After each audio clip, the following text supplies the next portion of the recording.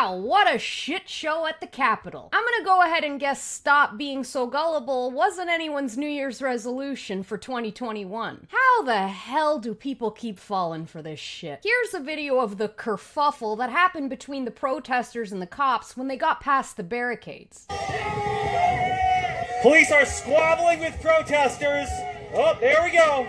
Squabbling? Maybe they stormed it. Maybe they walked right in. To put it into perspective, these are the cops that showed up to a tiny barbecue joint in Etobicoke, Ontario, when the restaurant owner announced that he'd be breaching lockdown orders.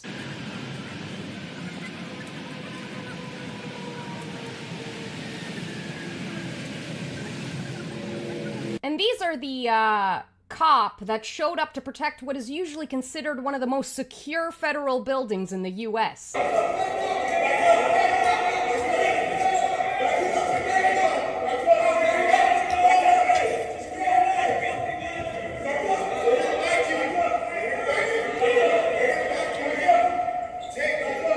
Filming this. And look at him. He's just leading them up the stairs. I mean, what's going on here? Does the US not have a big enough budget for decent crisis actors anymore? This guy's just dancing around swinging a baton at them. I feel like they're about to break out into song like something out of West Side Story. Come on, boys, huh?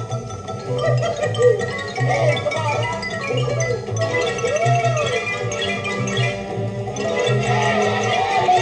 You know, I've been perusing anti-social media for the past 48 hours, and it finally seems like the left and right can agree on one thing, that these protesters were led into this building. Where they don't seem to agree is on the why. A huge chunk of you seem to be under the impression that this has to do with whiteness? Which is a bit of a nonsensical argument because the Black Panthers entered the California state capitol to protest a gun control bill in 1967, and guess what? Nobody stopped them. And I suppose you could argue that 2021 America is more racist than 1967 America, but you could also argue that Kim K's ass isn't filled with slag cement. Either way, you'd be wrong. What's the more logical explanation for this theatrical performance? Well, this very obvious psyop accomplishes a number of things. 1, more censorship. 2, tainting the Republican Party. And 3, classifying all conspiracy theorists as members of terrorist organizations. You know what else this does? It conditions people into believing that attacks on the state are the worst kind of attacks. Sure, I mean, you can burn small businesses to the ground and kill innocent bystanders, but God forbid you attack the state. Don't you find it kind of odd that rioters have been burning cities down for the past 6-7 months, and all of a sudden they raid one more federal building and it's the worst day in American history?